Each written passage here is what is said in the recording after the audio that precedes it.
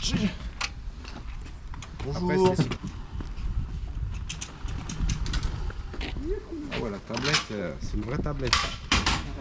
Ah ouais, un petit R1 là, 2016. récent, super machine. Bon, ça pointe pas haut, mais bon. Et là, la merguez par excellence. La merguez avec ses fuites d'eau. On admire quand même le travail de soudage. Pour un débutant, c'est bien. Par contre, avec le brossillon, on va rigoler. On va continuer après. Pour faire un petit essai, on va sortir l'arme. On va sortir ça.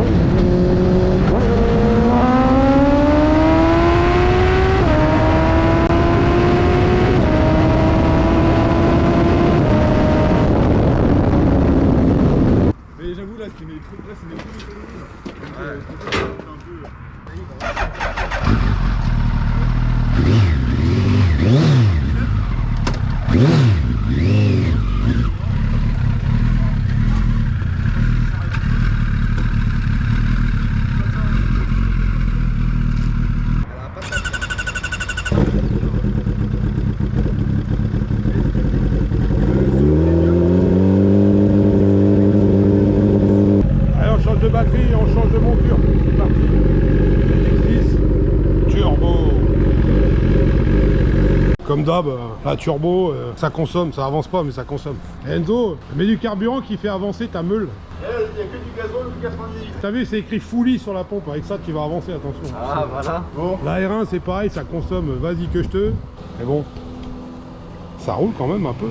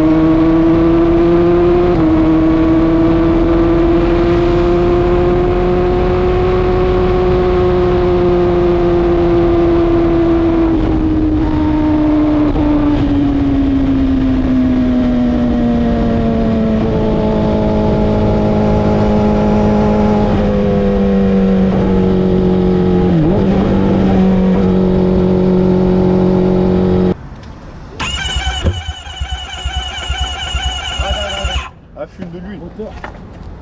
Non.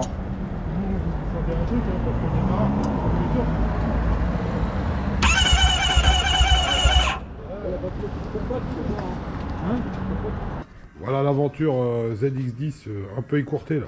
Bon, comme vous le savez, hier on a fait les cons avec de Monkey Rider. On lui a tout atomisé sa gueule. Mais on a eu un petit problème moteur avec le 10R. Je pense que le tendeur de distrib a lâché et que la chaîne a sauté un cran et qu'il y a les soupapes d'admission ou d'échappement qui ont touché qui sont légèrement pliées. Donc voilà, on est rentré jusqu'au péage. On a fait 20 bornes avec 2 cylindres. Donc maintenant il reste quoi à faire? Il reste juste à la foutre à poil. Et on va ouvrir ce putain de moteur là pour voir ce qu'il a.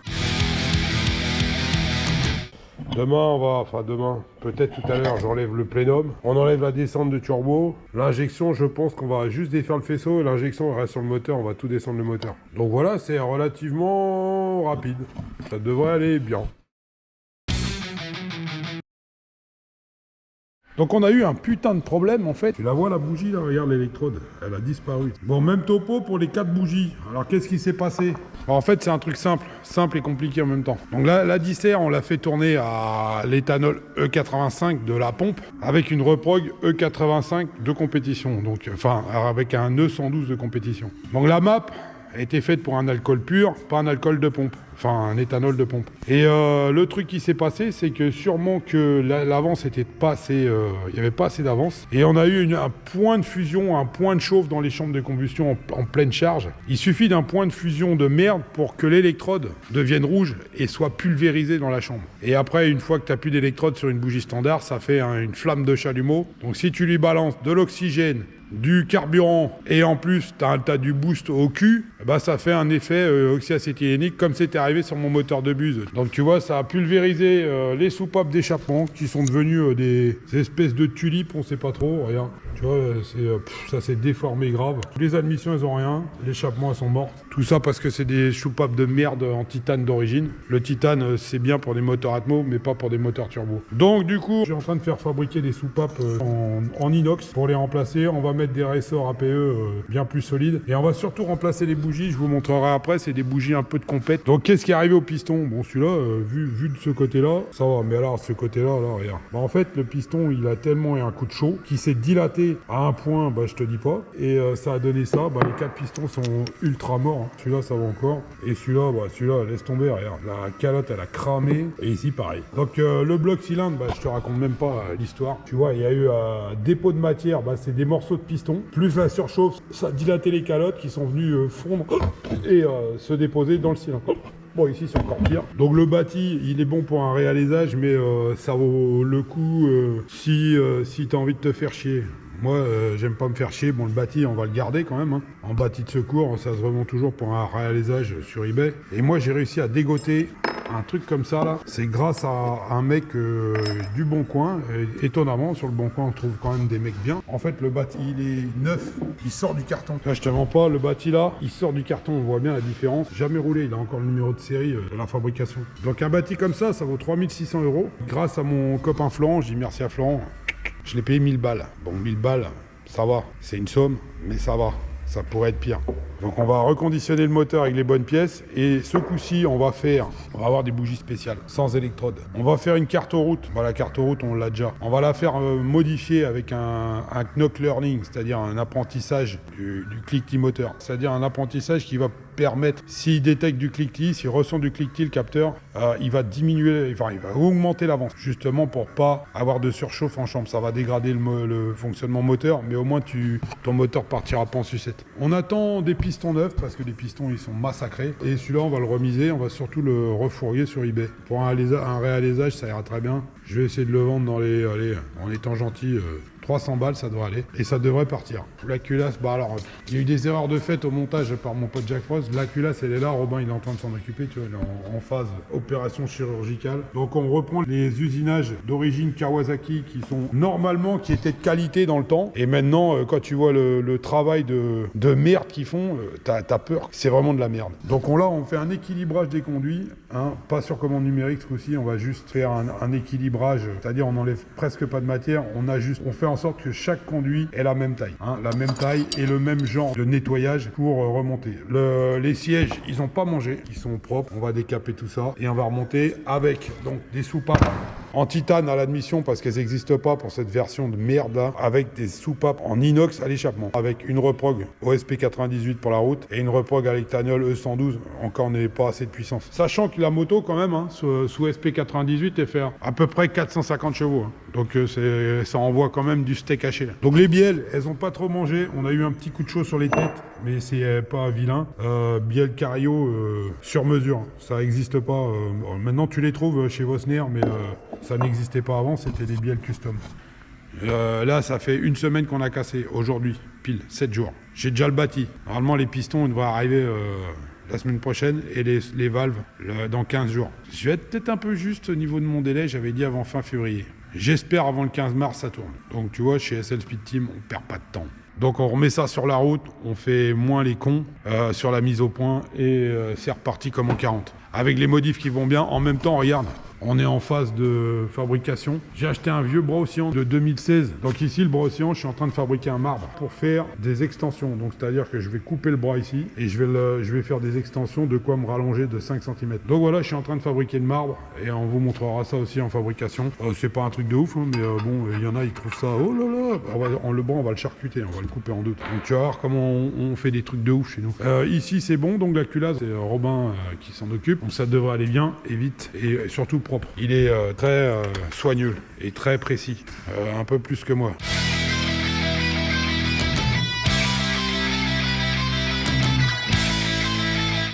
T'as la poussière partout. Nickel. Oh, c'est beau. Alors, il a fait quoi, le Robin? Il est là, Robin. Robin. Robin, il a ajusté les conduits avec ses petits doigts potelés. Regarde. Oh, c'est beau. Donc, en fait, il a enlevé toutes les liaisons de merde qu'il y avait entre les sièges et les conduits. Il a rectifié les séparations de conduits. Il a uniformisé tout ça. Donc, il a ajusté les pipettes à la culasse. Et puis, la culasse, elle a mangé sa grand-mère. Mais on en a profité pour la refaire proprement. Et puis, on verra bien. On attend les soupapes et puis vas-y. Donc, voilà. Il n'a plus qu'à nettoyer les chambres, et puis on pourra la rééquiper, remettre des soupapes d'admission déjà, et on attend les soupapes qui viennent des États-Unis. Donc on attend des Vans & Hines. Et ici on était quoi? Donc comme on travaille à deux, Robin, il est sur sa culasse, et Pipi, il est sur son brossillon, il fabrique le marbre.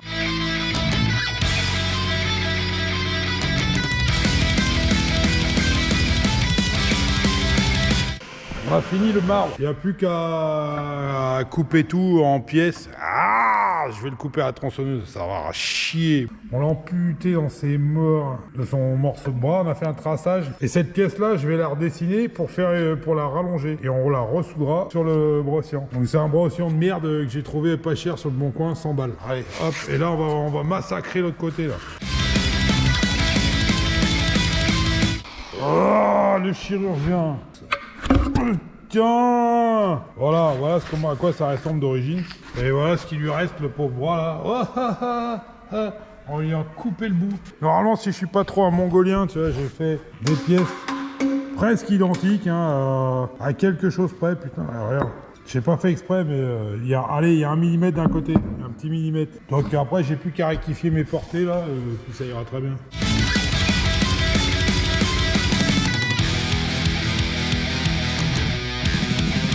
Pour souder, faut nettoyer toute la zone autour, mais aussi toute la zone à l'intérieur. Sinon, tu vas avoir plein de merde qui vont ressurgir. Donc moi, je nettoie tout le tour, tu vois. Et j'enlève le moindre gramme de peinture qui traîne. Sinon, ça va polluer ma soudure.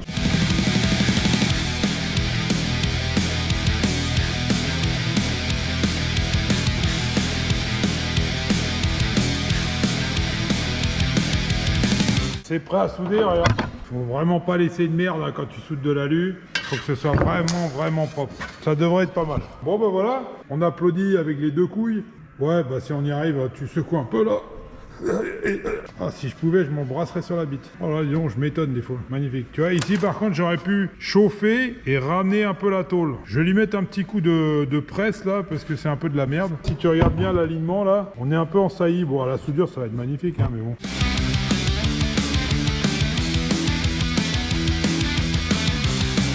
On l'a mis un peu en contrainte et j'ai réussi à l'aligner avec le truc.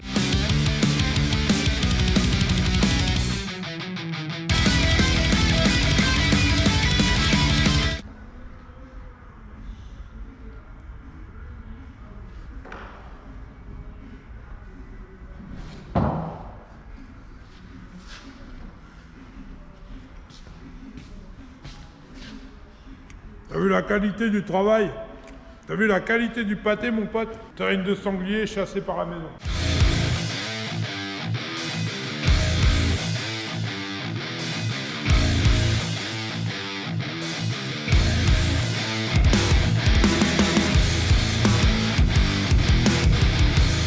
Ils savent faire des choses hein, chez SS Speed Team. Hein. T'as vu le boulot, toi? Oh là là. Y a plus qu'à tester.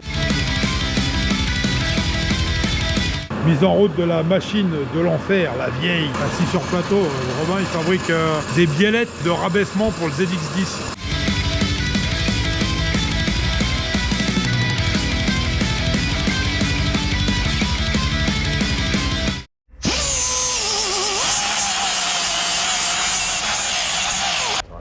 bien formé tout ça. Parfait. Mieux que la découpe laser. Voilà le pièce final. Et tout ça découpé manuellement avec les dents et avec 2-3 coups de masse, on y arrive.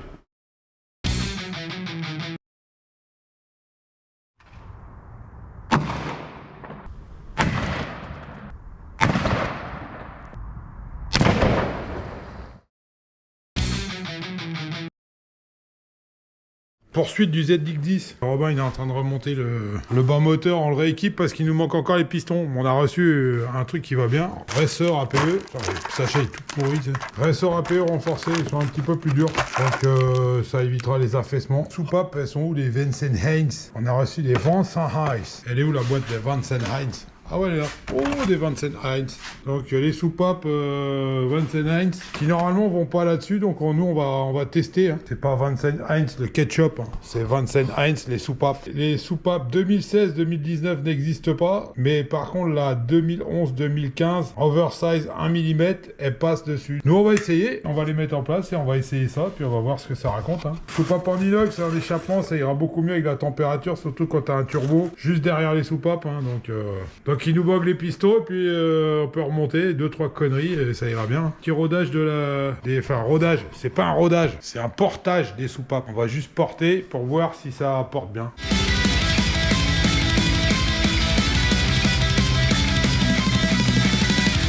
Bon, la culasse, les soupapes sont montées. Maintenant, on va voir si la coupelle elle vont tenir le coup. Oh, c'est beau! Regarde, une rangée en inox et une rangée en titane de merde. Donc là, ça devrait aller mieux au niveau température à l'échappement. Et c'est un coup de cul. Bah, on verra demain en réglant les jeux d'arbre à cam si les soupapes 2011-2015 avec une oversize de 1 mm vont bien au niveau du calage des jeux sur les coupelles. Si la longueur est la même si une petite différence, normalement on va y arriver. Mais on verra ça et ça pourra confirmer qu'on peut mettre ces soupapes là sur des 2016-2019. Ah, elle est bien ma petite fraiseuse. Regarde comment elle s'appelle. Elle s'appelle Gaston Dufour. Fabriquée à Montreuil en Seine-Saint-Denis. Vas-y, 93. Moi c'est 22. On va usiner la face ici là. On va la dresser un peu parce que ça sera pas étanche. Donc on a une fraise en acier rapide. Et on fait le surfaçage au comparateur pour aligner le plan de joint perpendiculairement à la machine, tu vois. On fait défiler le plateau. On voit si ça bouge. Il bouge plus. Donc on est à 15-16, on est à 1 centième. Oh, c'est bien 1 centième. Allez, vendu.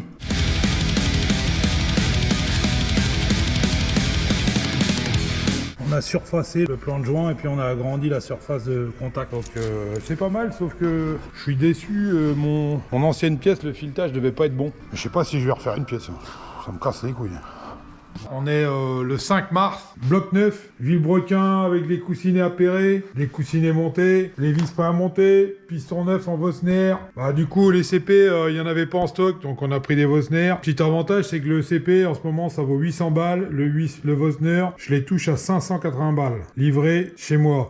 Donc voilà, c'est de bonne qualité, avec la jupe, traitement céramique et tout, là, tu vois. Biel Cario, chaussée à neuf, avec des chaussons tout neufs, des chaussettes toutes neuves. La culasse qu'on a refaite, bah, évidemment, la culasse, elle avait pas trop mangé, c'est les soupapes d'échappement qui avaient fondu. On a réussi à adapter, en cherchant un peu, des soupapes Vinson Heinz. Donc c'est des bonnes soupapes, hein. J'aime bien les APE, mais Vinson Heinz, tu vois, ça fait un peu une marque de pinard. C'est pas mal. Ça, c'est des disserts. Le modèle, bon, pour ceux qui veulent savoir, 2016-2019, le numéro de la pièce, c'est ça. C'est-à-dire que c'est des 2011-2015 oversize 1 mm. C'est-à-dire que d'origine, c'est du 24,5 sur les 2011-2015 et 25,5 sur les 2016. Donc nous, on a joué coup de poker. On s'est dit, on va prendre des plus 1 mm en 2011-2015 et on a monté ça dessus et ça va, comme tu vois, ça va mieux que parfait. Bon, Robin, il a fait les jeux et on a notre copain Flo qui nous a donné, j'ai récupéré chez lui des coussinets neufs. Bon, bah les bielles, elles ont un petit peu eu un arrachement de matière, mais ça empêchera rien. Hein. Pour moi, c'est tout bon. On verra avec le jeu dans le machin, mais c'est juste un coup de chauffe qu'elles ont pris, ça ira bien.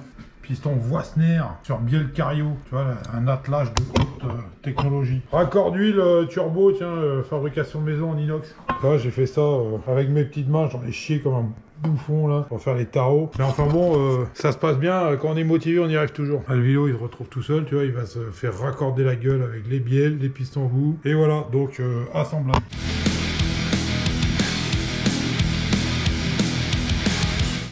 Voilà, le clip Vosnir, c'est du béton armé. Tu le mets avec 3 pieds de biche, un burin et 3 marteaux. J'espère qu'on va pas les fondre en 5 minutes, hein. On verra bien, mais bon, ça devrait le faire. Bon, on va en mettre ça, là. En respectant le sens, on va prendre un gros marteau, un burin, et puis 2-3 trucs qui vont là, pour que ça rentre bien, tu vois, que ça soit rock'n'roll.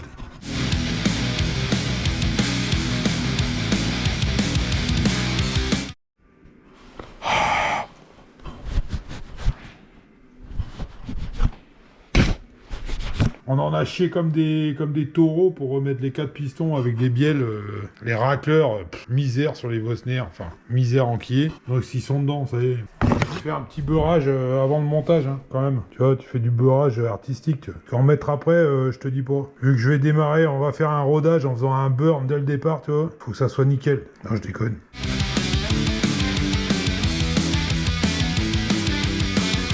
Tout est monté, on vérifie que c'est smooth, si ça tourne à la main. Ah, il y a toujours l'effet de ventouse, ah, c'est relou. Donc, tu vois, regarde.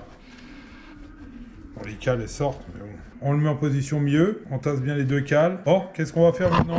On va nettoyer les plans de joint. Et une astuce pour ceux qui font des plans de joint sur les demi-carters de moto, comme ça, tu dessines la partie où tu mets de la pâte à joint avec un marqueur. Comme ça, t'es pas comme un connard à en foutre partout au lieu de pas savoir où tu dois en mettre. Donc tu fais comme moi, tu mets ton coup de marqueur et regarde, t'as une vue d'ensemble qui est pas mal, tout est tracé. T'as juste à faire ton joint, à étaler, puis à refermer ta demi-coque. Donc prépare tes vis avant, sois pas un débile comme un mec que je connais qui va chercher les vis pendant qu'il est en train de remonter. T'essayes ton carter et tu prépares tes vis. En vrai, Enzo.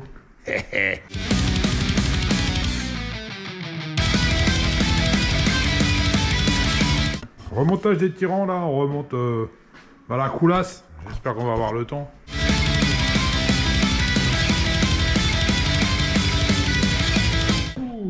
Regarde-moi ça, les arbres à cam montés, tout se recoupe et distrib calé, comme d'origine, il n'y a rien de merveilleux là-dessus. On a tout refermé là, couvre culasse, tout, on a fait revérifier les jeux, on était obligé de changer 3 pastilles. Bon, ça c'est normal, hein. Culasse à vide, culasse serrée, c'est pas pareil. Il est fatigué, il dort. Donc on va le laisser se reposer. Donc on va le remonter, j'espère que samedi ça tourne. Oh la belle boîte à vitesse. Oh regarde-moi ça, t'as vu le matos là? Pour une fois, je suis étonné, les pièces Kawa d'habitude je trouve que c'est de la grosse chiasse. Mais là quand même on a du beau matos, c'est taillé dans la masse, c'est un beau truc, hein. Les fourchettes ont l'air solides. Il faut se méfier avec Kawa, hein. C'est peut-être des fois c'est fabriqué avec de l'acier à ferrer les ponnettes, on a un peu peur. Enfin bon bref, voilà, ça se remonte Kiki, j'ai remonté le collecteur qu'on a retouché, on a tout ressoudé là, propre, parce que les soudures de Jack Frost, t'as un petit peu peur, hein. Donc on a tout repris, on a repris les fixations, on a tout nettoyé l'intérieur, enlevé toutes les merdes qu'il avait fait en soudage. Bah, on a amélioré le flux grandement. On va y aller. On prend la masse, vas-y. Prends la masse, le burin, mets tout dedans, vas-y. Bon, on fait les pièces à Jack Frost, regarde, lock up by Jack Frost. Regarde les cales de merde. Et c'est un écrou retaillé pour faire une entretoise. C'est une entretoise qui vient faire l'espacement ici. Là. On va de la faire en deux. Regarde la rondelle de merde aussi. T'as vu? Regarde. 3 rondelles soudées ensemble. Boulot de merde. On refait ça en alu autour, ça va aller beaucoup mieux. T'as les petites rondelles en alu, et ici on a la rondelle SS Speed Team, et ça c'est Mister Frost, à ne jamais faire des rondelles soudées, du travail d'agriculteur, comme on aime. Enfin bon, on l'aime bien, c'est notre pote, hein, mais il bosse vraiment comme un agriculteur. Notre centre d'embrayage, Jack il a soudé ici, mais la soudure elle a pas tenu, c'est vraiment de la merde. Robin il les a rabotés là, et ben moi je vais les ressouder. Pas trop mal, hein. Tu vois, c'est quand même mieux que le boulot à Mister Frosty. Hein. Batterie GoPro, po. On a repris toutes les pièces du lock-up, tout est là et tout ça va là-dedans. Oh, le petit moteur qui va bien là, avec plein de modifs maison, en espérant que ça va l'améliorer par le rendre plus pourri. Mais ça m'étonnerait quand même, on a fait pas mal de trucs. Donc en espérant que ça aide. On descend le petit coucou là, on va le charger avec toutes les pièces. Et c'est parti mon kiki. On va mettre ça là-dedans avec mon palan préféré. Regarde nous les feignasses, on tire sur la chaînette et la bobinette chez Rera. Petit moteur complètement reconditionné, amélioré par Bibi et Robin. Donc on va voir si ça fonctionne.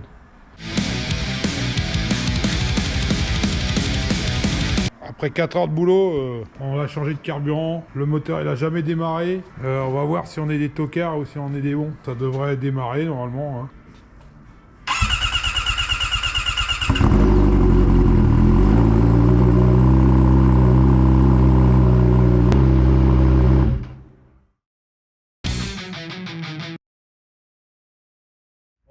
Vas-y, on y va. C'est bon.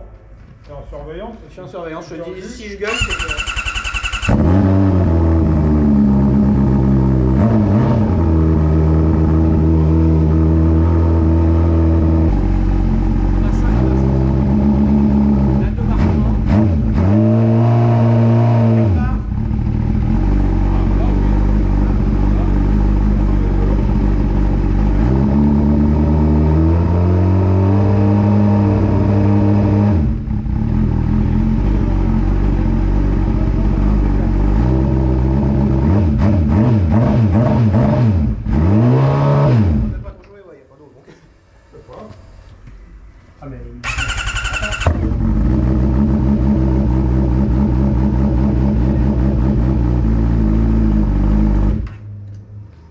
On n'avait pas de pression d'huile, pression zéro, donc tu vois, heureusement qu'on était à deux à looker. Qu'est-ce qui s'est passé? Bah, c'est comme en hydraulique, tu vois. Heureusement qu'on est solution levage, rayon élévateur. En fait, le moteur était tellement sec dans le circuit d'huile, la pompe était vide, remplie d'air. Évidemment, elle n'arrivait pas à s'amorcer. Parce qu'il faut de l'huile dans une pompe pour la ramorcer.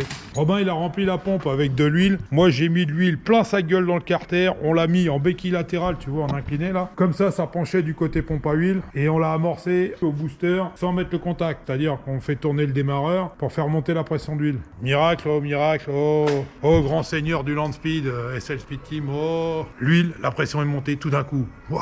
Magique. Et là, on a démarré et on a de la pression à gogo. Moralité, si tu fais pas ta vérif de pression d'huile sur ton PC, sur ton tableau de bord, tu risques d'avoir passé 4 semaines pour faire un moteur neuf de qualité et de l'exploser en 3 secondes. Juste au démarrage. Tu parles d'un truc de débilos. Et vous vous rappelez quand on a démarré la moto là, au niveau de la distri, je vous avais dit là, putain, il y a un bruit bizarre.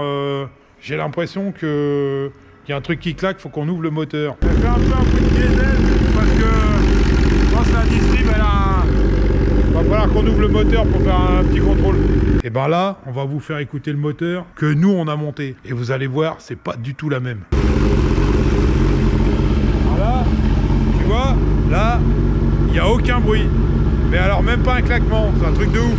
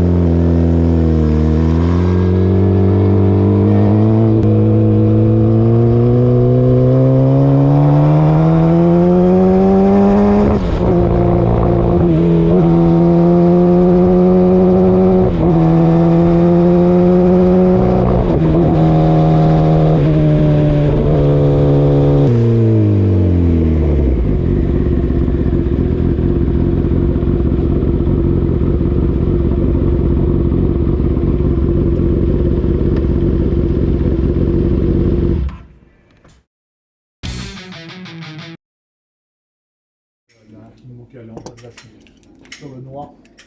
Elle est en bas de la coupe sur le noir au niveau du dolman. Alors je te montrerai après, je peux.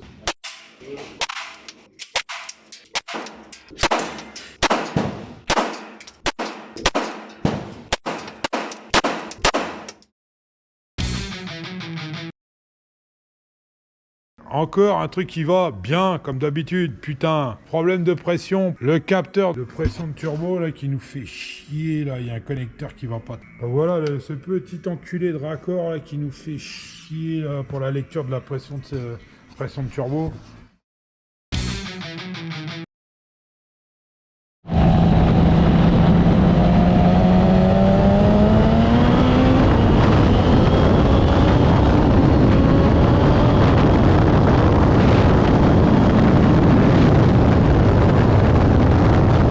Je sais pas ce qu'il a fait dessus, mais il y a un truc d'apprentissage parce que plus je roule, plus la moto elle marche. Mais là, Elle marche. Wow, calibre 1, ça marche. On va prendre le long.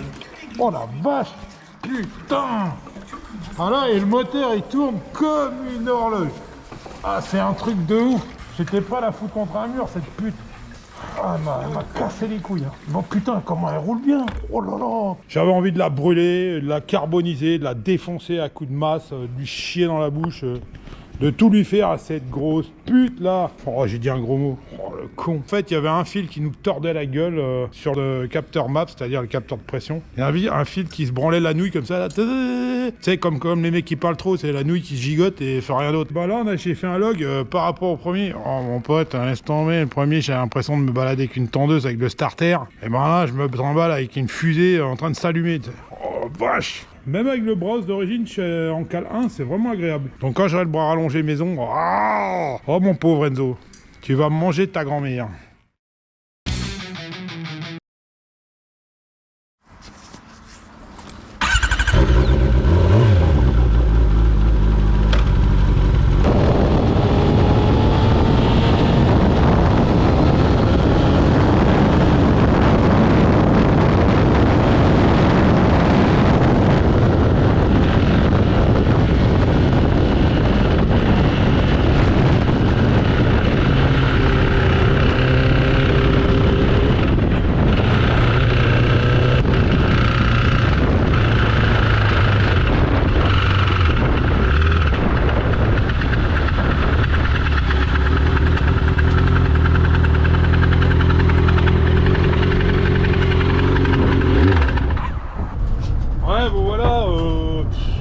Petit run d'essai de merde, regarde.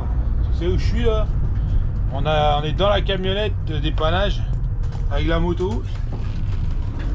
Et en remorquage parce qu'évidemment on a eu un petit problème moteur, je sais pas trop quoi. Donc voilà. Et bah voilà quoi. Donc on va voir, c'est vraiment de la merde ces carreaux là. Je crois qu'on a déglingué encore un truc dans le moteur, distrib ou un truc comme ça, j'en sais rien. C'est vraiment de la merde. Ah putain, je t'en foutrais moi des Kawa, je vais de la réparer, je vais de la foutre à la casse cette merde. Puis c'est tout. Bon allez, à plus tard les gars.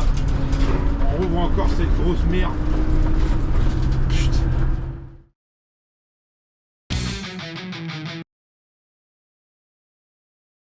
Deuxième édition de la vieille. Deuxième édition, pourquoi? Parce que ce moteur de merde là, il nous a bouffé un jeu de piston à cause de l'éthanol. Et après un jeu de bielle parce que le clapet de tarage il s'est barré. Donc pression max à fond, tu tombes pression 0, un vilebrequin et 4 bielles. L'histoire elle est simple, on avait vu déjà. Oh les sales pistons, regarde-moi ça, putain, comment il a mangé sa grand-mère le truc. Surchauffe, bloc cylindre mort, piston mort. Les bielles cario ils ont un peu mangé, mais bon c'est pas grave. Donc après on remonte tout le monde est content. Je roule un petit peu fort, putain le clapet de tarage il se barre, je passe en pression 0 alors j'étais à 7000 tours. Bon bah ça a pas raté hein, regarde la bielle, oh comment c'est beau la bielle, regarde, oh là là c'est beau une bielle cario. C'est magnifique, regarde la deuxième. La deuxième elle est presque magnifique. Et oh là là, c'est beau. Ben alors regarde la troisième. Oh, le point de feu. Bon, ça l'a chauffé. Bon, alors celle-là, elle a subi les flammes de l'enfer. Comment elle a mangé sa race. Bon, alors les coussinets, là, ils ont éclaté en morceaux. Ils sont passés dans le carter et le moteur est claqué comme un vieux diesel sur un tracteur à moitié mort. Donc, deuxième édition, un vilebrequin, 4 bielles. Le reste, ça va à peu près. Donc on repart sur les essais, on a tout verrouillé, on a mis des sécurités, on verra bien. Bon, on va aller faire un tour, le temps de chauffer la bête. Hein.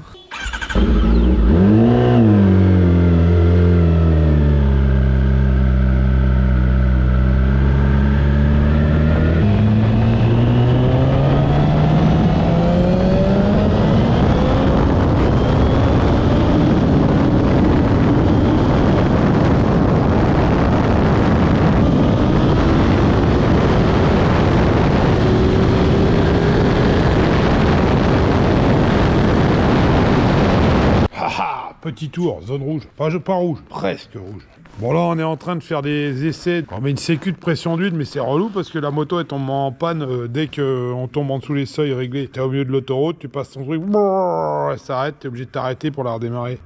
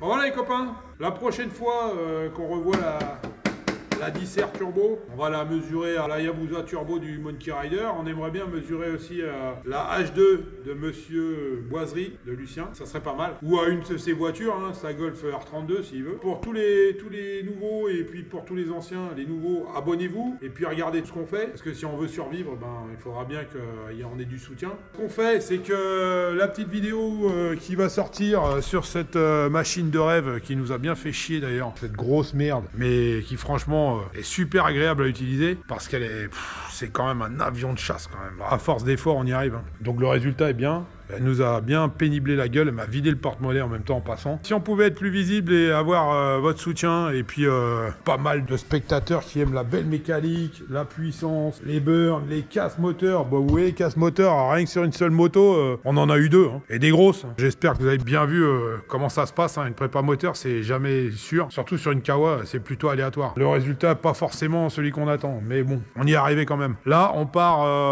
ce week-end. On est le 17 avril, lundi. Lundi, je roule à Elvington pour faire un chrono, évidemment, avec de la buse. Un petit test day avant la Speed Week, c'est-à-dire la semaine de record au mois de mai, entre le 20 mai et le 27 mai. Donc, c'est la journée d'essai lundi. On va voir ce qu'on va faire. Normalement, si la moto marche bien, ça devrait aller pas mal. Les conditions météo sont pas trop mauvaises. Je vais filmer pendant tout mon voyage et je vais vous faire une vidéo du voyage, de la course, des runs et du retour. Donc, si tout s'est bien passé, ça sera une super vidéo, histoire de vous mettre un petit peu au courant de ce qu'on fait et des résultats qu'on a. C'est pas le tout de parler de motos en statique, de motos qui font vroom vroom. On va vous parler de vitesse et on va vous montrer les tickets. Surtout, je vais ramener quelques récompenses. Apparemment, l'année dernière, j'ai pété quelques records. Donc, je vous dis à bientôt et puis on se retrouve pour les essais de celle-là en comparo avec d'autres petites machines qui n'avancent pas. Donc, on devrait tordre un petit peu de H2R. Si ça se trouve cet été, ça devrait être pas mal. Donc, n'hésitez pas à hashtaguer et à partager. Surtout à partager à Monsieur Lucien de la Boiserie, qu'on essaye de s'arranger un petit rendez-vous et se lancer un petit défi, ça pourrait être vachement marrant. Donc voilà les gars, abonnez-vous, suivez-nous, smashez les vidéos et on vous promet des belles aventures. Allez, ciao!